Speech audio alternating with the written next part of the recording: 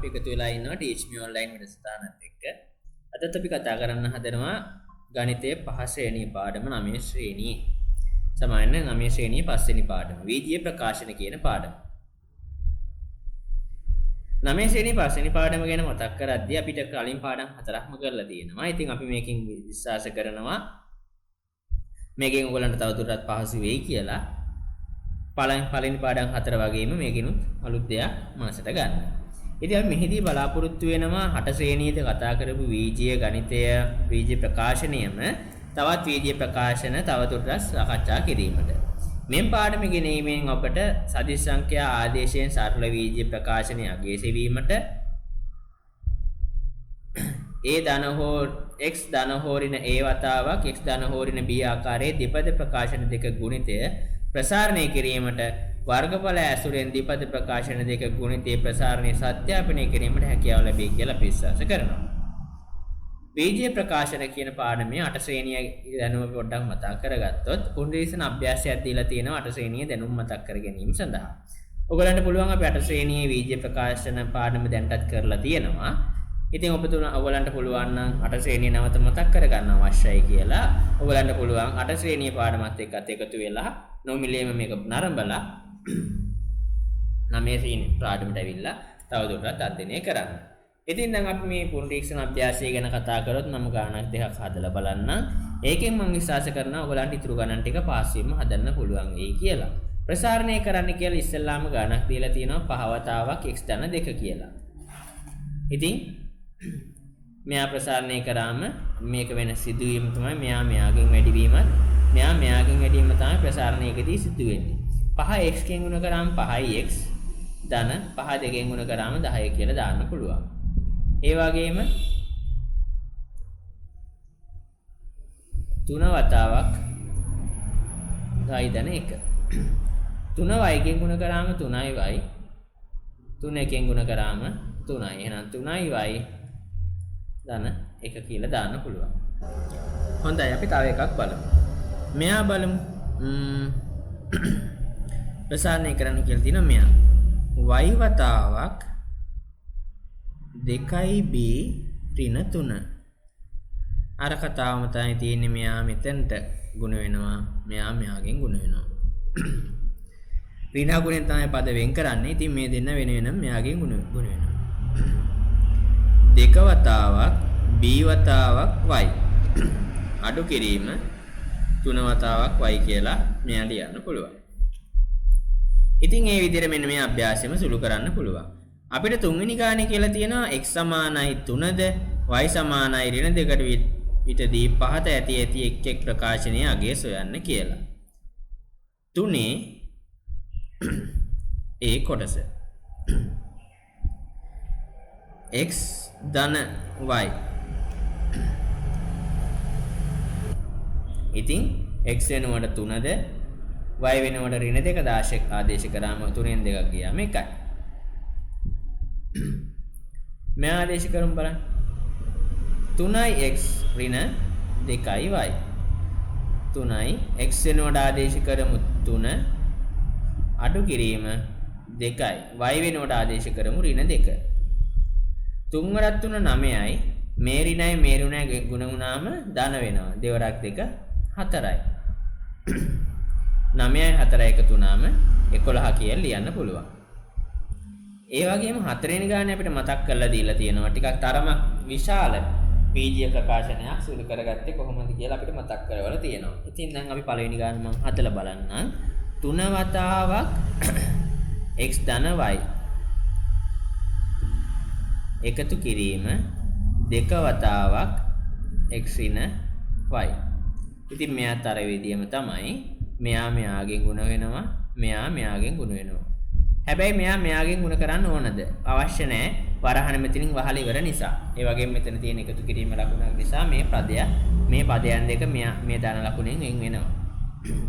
ඉතින් මෙයාගෙන් ගුණ කරන්න ඕන. ඒ වගේම මෙයාගෙන් ගුණ කරන්න ඕන. දැන් අපි බලමු ගුණ කරලා ඉවර වෙලා. 3x කින් ගුණ කරාම 3ix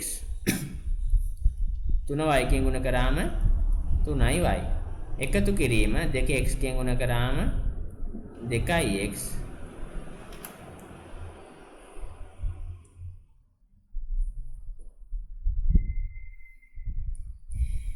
ධන ඍණෙන් ගුණ කරාම ඍණ 2y ගෙන් ගුණ කරාම 2y කියලා ලියන්න පුළුවන්.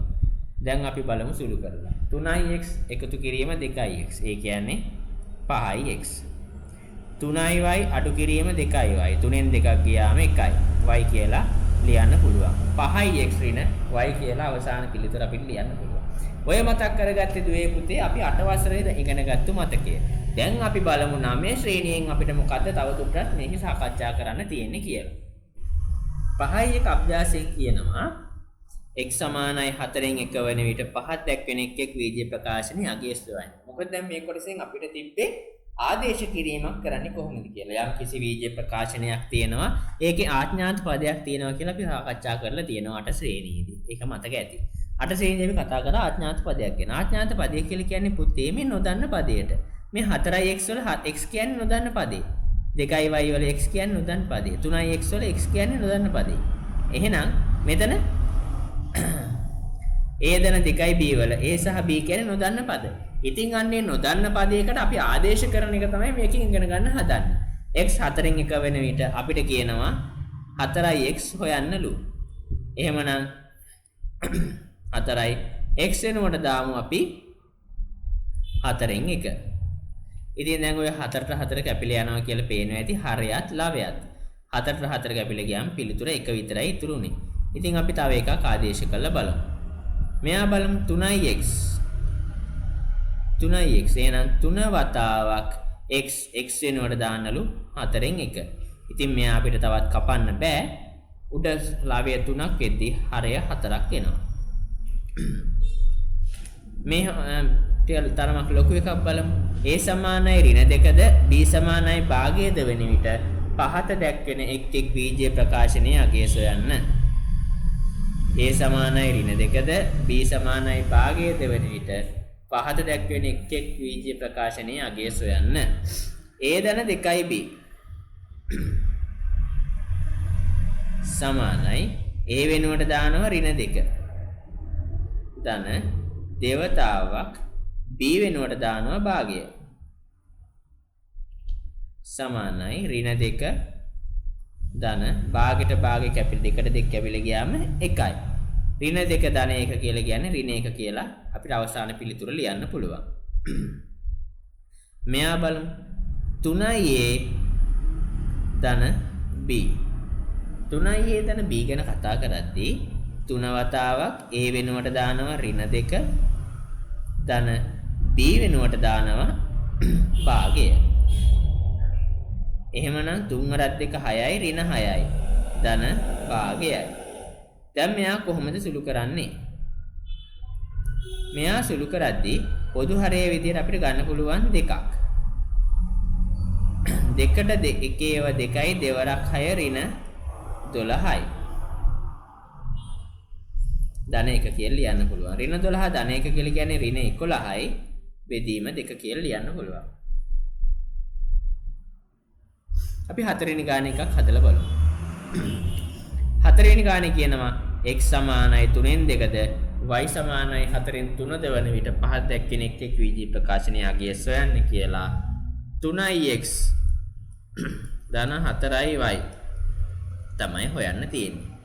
3 වතාවක් x කියන්නේ 2 බෙදීම 3යි. ධන 4 වතාවක් y කියලා කියන්නේ 3 බෙදීම 4යි. ඉතින් කැපෙන පද කපලා සුළු කරගමු. මේ තුනට මේ තුන කැපිලා යනවා හරයත් ලවයත් කැපෙන නිසා. උඩේ තුනේ 2 විතරයි. එකතු කිරීම මේ 4ට මේ 4 කැපිලා යනවා හරයත් ලවයත් සමාන නිසා. එහෙනම් 3යි. 3යි 2යි එකතු කරාම 5යි කියලා අවසාන පිළිතුර ලියන්න පුළුවන්. අන්නේ විදියට මේ ප්‍රකාශනයේ ඔබට පුළුවන් හැම එකක්ම මේ විදිහට ආදේශ කරලා විසඳන්න. අපි යමු ඊළඟට කතාවට. ඊළඟට මෙහෙම කතාවක් කියනවා. වීජ ප්‍රකාශන දෙක ගුණිතය. යම්කිසි වීජන ප්‍රකාශන දෙකක් ගුණ කරද්දී මොකද්ද කරන්නේ කියලා අපි දැන් බලමු. ඉතින් එහෙමනම් දුවේ පුතේ අපි 5යි 2 අභ්‍යාස කරලා බලමු. ඒකෙන් ඉගෙන ගන්න පුළුවන් ඔය පද දෙකක ගුණිතයක් තියෙන විදියට නැත්නම් එහෙමනම් ඔය දෙපද ප්‍රකාශනයක් තියෙන විදියට කොහොමද වීජ ප්‍රකාශන සුළු කරන්නේ කියලා. බලමුකෝ මේක කරලා. එකක් තියෙනවා මෙහෙම x ධන 2 වතාවක් x ධන 4. දැන් මෙන්න මෙයා අපි බලමු සුළු කරලා. මෙයාගෙන් ගුණ කරන්න ඕන. මෙයාගෙන් ගුණ කරන්න ඕන. මෙයාගෙන් ගුණ කරන්න ඕන. ඉතින් ඊට පස්සේ මෙයාගෙන් ගුණ කරන්න දෙන්න. වැඩ 4ක් තියෙනවා අපිට කරන්න. හොඳයි. අපි බලමු. x ගෙන් ගුණ කරාට පස්සේ අපිට ලියන්න පුළුවන් x වල වර්ග කියලා.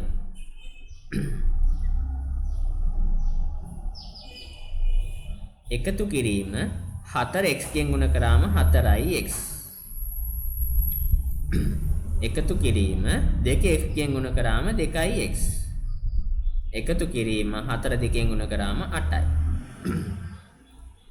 එහෙනම් මෙයාමට ලියන්න පුළුවන් x වල වර්ග එකතු කිරීම 4යි 2යි 6යි x එකතු කිරීම 8 කියලා.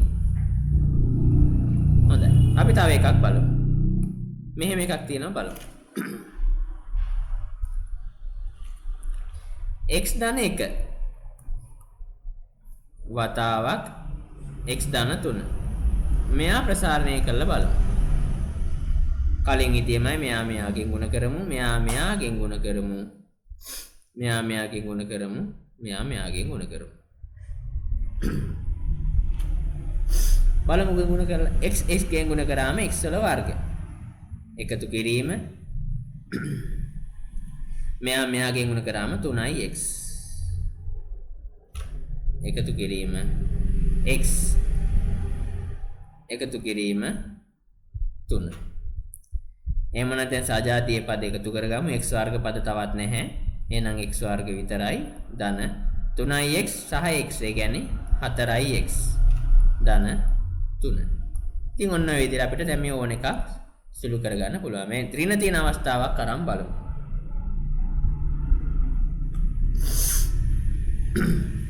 p ඍණ 4 වතාවක් p ඍණ 3. බලමු සුළු කරලා. මේ p ගෙන් ගුණ කරාම p වර්ග කියලා එනවා. මෙයාගෙන් ගුණ කරාම 3යි p එනවා. මෙයාගෙන් ගුණ කරාම 4යි p එනවා. මෙයාගෙන් ගුණ කරාම 4 3 12 එනවා. හැබැයි මෙතන විශේෂත්වයක් තියෙනවා. මේ ඍණ පද තියෙන නිසා යම්කිසි වෙනසක් වෙනවා කලින්ට වඩා. අපි දැන් බලමු. p ගෙන් ගුණ කරාම ධන p ධන p. එහෙනම් අපිට p වර්ග කියලා ලියන්න පුළුවන්.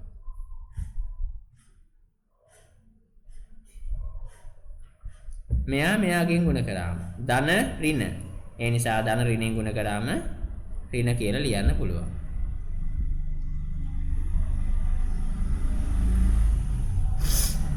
p 3ෙන් ගුණ කරාම 3යි p. ඍණ 4 ගුණ කිරීම p. ධනයි ඍණයි ගුණ කරාම ඍණ 4යි p. ඍණයි ගුණ කරාම ධන 4 3 12යි. ඉතින් දැන් අවසාන පිළිතුරු විදියට p වර්ග ප්‍රකාශන තව නැති නිසා p වර්ග හැම ලියනවා. ඍණ 3යි p ඍණ 4යි p. පද දෙකේම ලකුණු සමානයි. ලකුණු සමාන වෙලාවට එම ලකුණම ලියලා මේ දෙන්න එකතු කරලා ලියනවා. 3යි 4යි එකතු කරාම 4යි 7යි p. ධන 12. ඔන්න ඔය විදිහට තමයි දුවේ පුතේ ද්විපද ප්‍රකාශනයක් තියෙන වෙලාවට සුළු කිරීම කරන්නේ. හරි. අපි ඔක තවත් තේරුම් ගන්නත් එක්ක මෙන්න මේ යා කිරීම කරලා බලමු. A කොටසේ ඇති එක් ප්‍රකාශනයේ සුළු කිරීමෙන් ලැබෙන ප්‍රකාශනය B කොටසේ ඇති නිවැරදි පිළිතුරට යා කරලා ලියන්නලු. x ධන 2 x ධන 1 සුළු කරාට පස්සේ යා කරන්නලු. හොඳයි. මම මේ වගේ එකක් එකපාරින් හිතා ගන්න විදියක් කියලා දෙන්නම්. බලා ගන්න හොඳින්. හිතන්න. දැන් මෙතන තියෙන්නේ ධන ඉලක්කමක්නේ. මෙතන තියෙන්නේ ධන ඉලක්ක. එහෙනම් මේ ප්‍රකාශනයේ කොහේවත් ඍණ ඉලක්කක් නැහැ. එහෙනම් මෙයාගෙන් හැදෙන ප්‍රසාරණය කරාට පස්සේ හැදෙන ප්‍රකාශනයේ සියල්ල තියෙන්න ඕන ධන ඉලක්ක. මේ බලන්න උත්තර දිහා. මේකේ ඍණ ඉලක්කමක් තියෙනවා. මේකෙත් තියෙනවා. මේකෙත් තියෙනවා. මේකෙත් තියෙනවා. එතකොට ධන ඉලක්කම් විතරක් තියෙන ප්‍රකාශන දෙකයි තියෙන්නේ. එකක් මේක, එකක් මේක. එහෙමනම් මෙයා ගුණක අනිවාර්යෙන්ම මේ දෙන්නෙන් එක්කෙනෙක්ට සමාන වෙන්න ඕන. හරි. දැන් අපිට හිතන්න තියෙන අනිත් දේ තමයි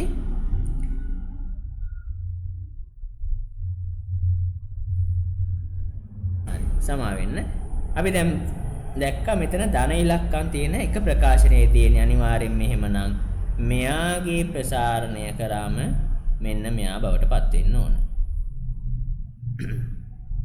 හොඳයි. ඒ වගේම මෙයා ගැන ගත්තොත් x ධන 3 ඍණ 4. අපි හැමතිස්සෙම අවසාන නියත පදයේ හැදෙන්නේ මෙන්න මේ නියත පද දෙක ගුණ කරාම 4 වරක් 3 12යි. 12ක් තියෙන ප්‍රකාශනයක් තියෙන්නේ කොහෙද? මෙයාගේ විතරයි. එහෙමනම් අනිවාර්යෙන් මෙයා තමයි මෙයාට යාවෙන්න ඕන. තව විශේෂ දෙයක් තියෙනවා මෙතන කියන්න. මෙතන ලකුණක් නැහැ. මෙතන ලකුණ අනිවාර්යෙන් ඍණ වෙන්න ඕන. මෙයා බලමු. මෙතනත් බලන්න අපි ප්‍රකාශනයක් සුළු කරාට පස්සේ මෙන්න මේ නියත පද දෙක ගුණ කරාට පස්සේ තමයි මේ නියත පදේ හැදුනේ. 5 වරක් 2 10යි. 10 හැදෙන්නේ මෙතන විතරයිනේ.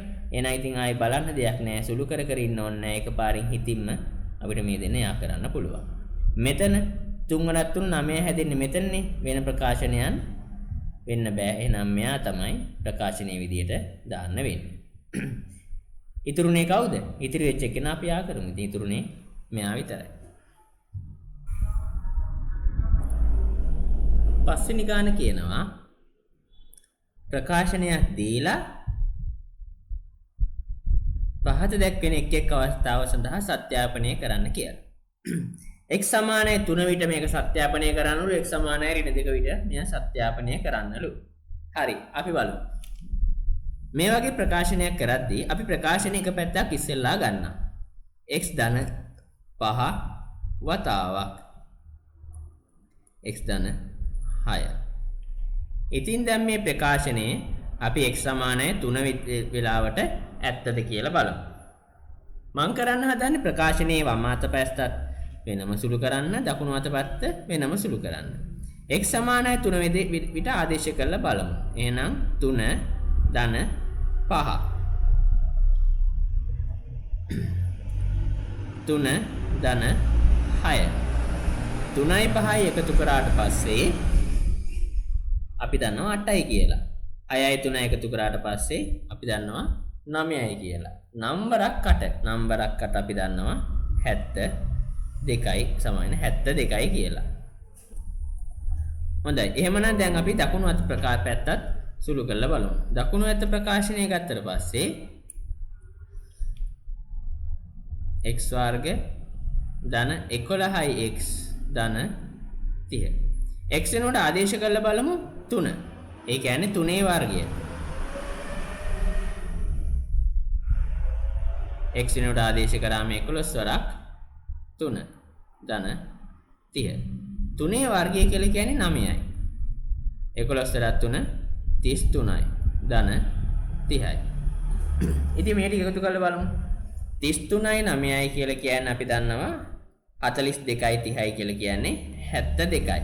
එහෙමනම් x සමානයි 2 වෙන විට මෙන්න මේ ප්‍රකාශනය සත්‍යාපනය වෙනවා. දැන් අපි ඕකම බලමු x සමානයි 3 වෙන විටත් සත්‍ය වෙනවද කියලා. හොඳයි. x සමානයි ඍණ 2 වෙන විටත් අපි ඇත්තද කියලා බලමු. එහෙනම් අපි දැන් දානවා x වෙනුවට ඍණ 2. ඍණ 2 ධන 5 වතාවක් ඍණ 2 ධන 6. බලමු ඇත්තද කියලා. ඍණ 2 එකතු කිරීම 5 කියලා කියන්නේ 3යි. ඍණ 2 එකතු කිරීම 6 කියලා කියන්නේ 4යි. 4 වරක් 3 12යි. මේ පැත්තත් බලමු ඇත්තද කියලා. ඍණ 2 වර්ගය එකතු කිරීම 11 වරක් ඍණ 3 සමාන ඍණ 2 ධන 30. බලමු ඇත්ත වෙනවද කියලා. ඍණ 2 වල් කරාම ඍණ ගුණ කරාම කොහොමද ධන 2 වරක් 2 4යි. එකතු කිරීම මෙතන එකතු කිරීම නෙමෙයි ඇත්තට වෙන්නේ අඩු කිරීමක් හේතුව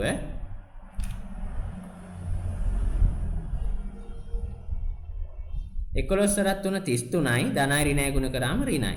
ඍණ 33 ධන 30. දැන් අපි බලමු මෙයා සුළු කරලා.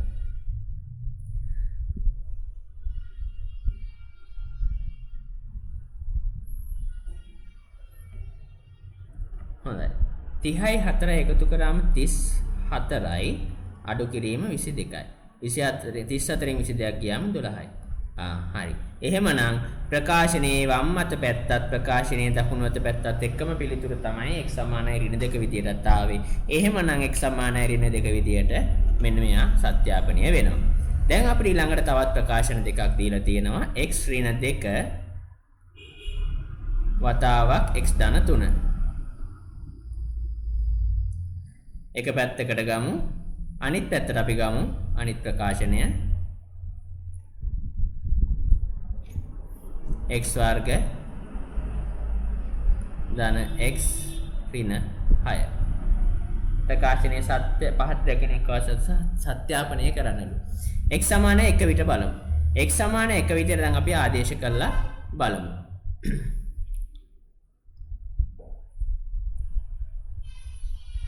x වෙනකොට 1 දැම්මම 1 ඍණ 2 වතාවක් 1 ධන 3. එකෙන් දෙකක් අඩු වුණාට පස්සේ ඍණ 1යි. 3ෙන් එකක් වැඩි තුනම 4යි. 4 වරක් 1 ඍණ 4යි. මේ පැත්තට දාමු එක ආදේශ කරලා. 1 වර්ගය 1යි ධන 1යි ඍණ 6යි 2යි 1යි 2යි ඍණ 6යි කියන්නේ ඍණ 4යි. එහෙමනම් පුතේ x සමාන 1 විට මෙයා සත්‍යාපනීය වෙනවා. හොඳයි x සමාන 4 විටත් බලමු. එහෙනම් x වෙනකොට 4 ඍණ 2 වතාවක් 4 ධන 3. 4 වර්ගය ධන 4 ඍණ 6. 4ෙන් දෙකක් ගියාට පස්සේ 2යි. ගුණ කරනවා 4යි 3යි 7යි. 7 2 14යි කියලා ලියන්න පුළුවන්. 4 වර්ගය 16යි ධන 4යි ඍණ 6යි. එහෙමනම් 4යි 16යි 4යි කියන්නේ 20යි 20 ඍණ 6යි කියන්නේ 14යි. එහෙමනම් ඔන්න දෙපැත්තෙම එකම උත්තරය ආවා x සමානයි 4 විටත් සත්‍යාපනීය වුණා. හරි. දැන් අපි බලමු x සමානයි බිඳුව විටත් මෙය සත්‍යාපනීය වෙනවද කියලා. එහෙනම් අපි x වෙනුවට බිඳුව ආදේශ කරලා බලමු. එහෙම වෙද්දිත් දකුණු අත පැත්ත සහ වම් අත පැත්ත සමාන වෙනවා නම් අපිට කියන්න පුළුවන් මේ ප්‍රකාශනය x සමානයි බිඳුව විටත් සත්‍යාපනීය වෙනවා කියලා. බිඳුව ඍණ 2 ගුණ කිරීම බිඳුව ධන 3. බිඳුව ඍණ 2 කියලා කියන්නේ ඍණ 2ම තමයි. වතාවක් බිඳුව ධන 3 කියන්නේ 3යි. දෙවරක් 3 6යි හැබැයි ඍණ 6යි. මේ පැත්ත බලමුකෝ. බිඳුවේ වර්ගයේ බිඳුවයි ධන බිඳුවයි ඍණ 6යි. එහෙනම් අවසාන පිළිතුර ඍණ 6යි. එහෙමනම් x සමානයි බිඳුව විටත් මේ ප්‍රකාශනය සත්‍යාපනීය වුණා. ඊළඟට තියෙන්නේ එහෙම්ම ප්‍රකාශනයක් තමයි 2 ඍණ x වතාවක් 4 ඍණ x සමානයි x වර්ග ඍණ 6යි x ධන 8. මේ වගේ අවස්ථා තුනකට සත්‍යාපනය කරන්න කියලා තියෙනවා. හරි. ඊළඟට අපිට තියෙනවා යම් කිසි ප්‍රකාශ වගන්තියක්. අන්නේ වගන්තිය හොඳින් කියවලා අපි බලමු කොහොමද විසඳන්නේ කියලා. සැරසිල්ලක් සඳහා කපා ගන්නා ලද සුජුකෝණාශ්‍රක කඩදාසියක දිග 15 සෙන්ටිමීටරද පළල 8 සෙන්ටිමීටරද වේ.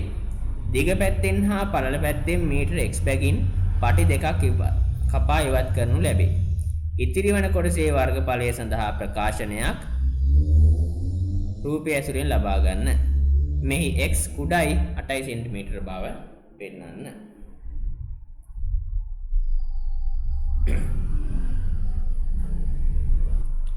හොඳයි.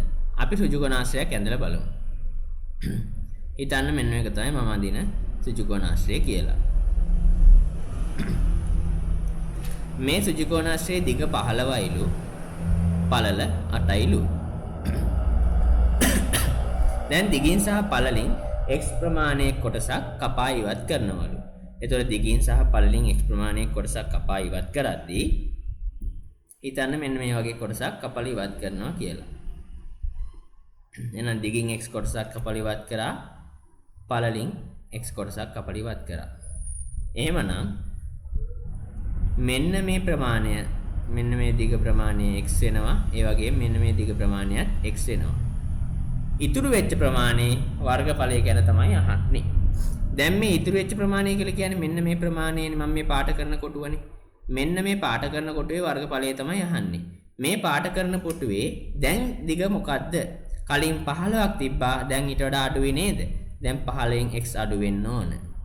දැන් මේක තමයි 15 වරින් x තමයි මේ දිග. පළල ගැන කතා කරොත් පළල 8ක් තිබ්බා. දෙකක් x ප්‍රමාණයක් අඩු වුණා.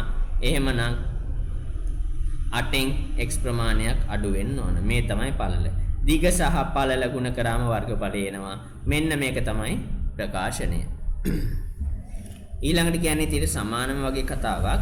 එයා කියනවා මෙහෙම දිග මීටර xද පළල මීටර 2 දූ සුජු කෝණාශ්‍රාකාර මල් පාත්‍යයක් රූපයේ දැක්වේ. එහි දිග පැත්තෙන් මීටර 2ක් අඩු කර පළල පැත්ත මීටර x ප්‍රමාණයකින් දික් කරන්න කියලා කියනවා. කළාදී. දැන් තිබෙන පාත්‍යයේ වර්ගඵලය සඳහා ප්‍රකාශනයක් රූපයේ භාවිතයෙන් සොයන්න.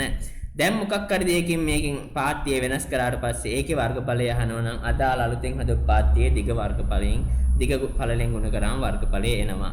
කලින් තිබ්බ දිග x දැන් මොකද කරේ? දිග x ද මීටර පළ දෙක මාත්‍යයක. එහි දිග පැත්තෙන් මීටර 2ක් අඩු කරා. එහෙමනම් දිගෙන් x 2ක් xගෙන් 2ක් අඩු කරා. දැන් මේක තමයි අලුතෙන් එන දිග. ගුණ කරමු දැන් අලුත් පළලෙන්. පළල මොකද්ද? පළල සමානයි කලින් නම් තිබ්බේ මීටර 2ක් කියලා. දැන් මීටර x ප්‍රමාණයක් දික් කරාලු. පළල පැත්තෙන් මීටර x ප්‍රමාණයක් දික් කරාලු. එහෙමනම් පළල දෙකක් වෙලා තිබ්බා. දෙකට x ප්‍රමාණයක් එකතු වුණා. මෙන්න මේක තමයි මේ දිග සහ පළල ගුණ කරාම මේ වර්ගඵලය එනවා. එතකොට මෙන්න මේක තමයි අදාළ ප්‍රකාශනීය විදියට ගන්න වෙන්නේ. අපි යමු මිශ්‍ර අභ්‍යාසෙට. මිශ්‍ර අභ්‍යාසෙ මෙහෙම කතාවක් කියනවා.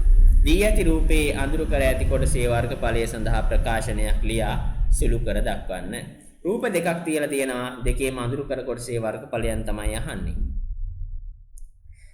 යම්කිසි රූපයක වර්ගඵලය ගන්න පුළුවන්. වර්ගඵලය කියලා කියන්නේ එම රූපය අවකාශයේ එම නැත්නම් ඔය තියෙන තලය තුල අල්ලාගෙන ඉන්න සම්පූර්ණ භූමි ප්‍රමාණය.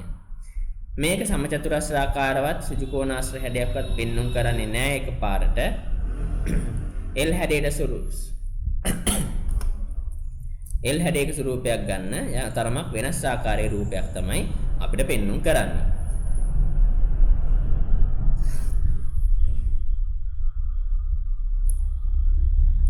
අපිට වර්ගඵලය ගැනීමට නම් අවශ්‍ය මේක අපිට කොටස් දෙකකට වෙන් කරගන්න පුළුවන්. මම නිර්මාණයක් කරන්නම් මෙන්න මේ විදියට. මෙන්න මෙතනින් මම නිර්මාණයක් ගැහුවොත් මට මෙන්න මේ රූපය කොටස් දෙකකට පෙන්눔 කරන්න පුළුවන්. මෙන්න මේ කොටස එකක් විදියටත් මේ කොටස එකක් විදියටත්. මම මේ කොටස් දෙක 1 2 කියලා නම් කරගන්නම්. එක කොටසේ වර්ගඵලය සහ දෙක කොටසේ වර්ගඵලයන්ගේ එකතුවෙන් මට මුළු වර්ගඵලය ගන්න පුළුවන්. අඳුරු කර කොටසේ වර්ගඵලයනේ අහන්නෙත්. එහෙනම් එක කොටසේ වර්ගඵලය කියලා කියන්නේ x ධන 3 වතාවක් x ධන 2 එකතු කිරීම දෙක කොටසේ වර්ගඵලය කියලා කියන්නේ x ධන 1 වතාවක් x ධන 2. හොඳයි. දැන් මෙයා තවදුරටත් සුළු කරන්න කියලා තියෙනවානේ. අපි සුළු කරලා බලමු. අපි දැන් ක්‍රමය හොඳටම දන්නවා. ඒ තමයි මෙයා මෙයාගෙන් ගුණ කිරීම, මෙයා මෙයාගෙන් ගුණ කිරීම, මෙයා මෙයාගෙන් ගුණ කිරීම, මෙයාගෙන් ගුණ කිරීම. මෙතනත් එහෙමයි මෙයා මෙයාගෙන් සහ මෙයා මෙයාගෙන්. මෙයා මෙයාගෙන් සහ මෙයා මෙයාගෙන් ගුණ කිරීම. හරි. අපි දැන් ගුණ කරලා බලමු.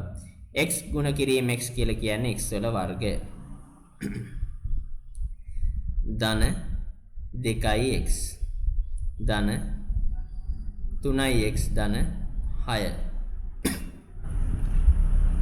x එකෙන් ගුණ කරාම x වල වර්ගය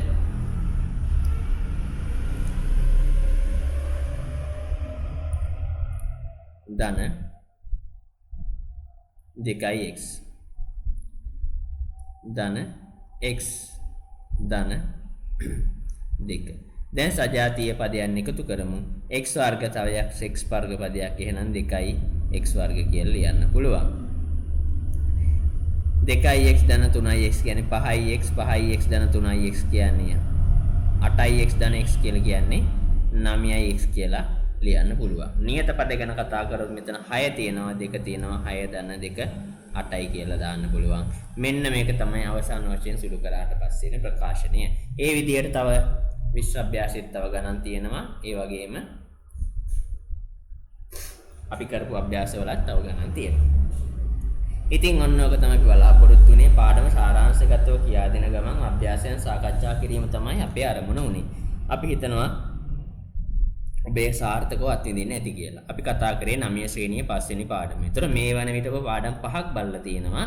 ඒ පාඩම් පහේම ලබාපු දැනුමත් එක්ක ඔයගලන්ට පුළුවන් වෙයි කියලා විශ්වාස කරනවා. ලාළුවොත් එක්ක මේ ගණන් සාකච්ඡා කරන්න, ඉදිරි විභාග වලට හොඳින් මුහුණ දෙන්න. ඉතින් අපේ අරමුණ වෙන්නේ ඒක. අධ්‍යාපනය අන්තර්ජාලය තුලින් ඔබේ දොත් දෙපා මුලටම ගෙනල්ලා එසේ දෙපා මුලට ගෙනාපු අධ්‍යාපනය තුලින් ඔබේ කාලේත්‍රමය ශාස්ත්‍රමය සියල්ල ඉතිරි කිරීම තමයි අපේ අරමුණ වෙන්නේ. ඉතින් ඒත් එක්කම අදට අපි නවතින්නයි සූදානම්. අපි නැවතත් හමු වෙනවා තවත් පාඩමක් තුලින්. අපි ටීච්.මී ඔන්ලයින් වැඩසටහන අපි එදාට තවත් දේවල් කතා කරමු අලුත් පාඩමකින්. එහෙනම් එතෙක් ඔබට බොහොම ස්තුතියි.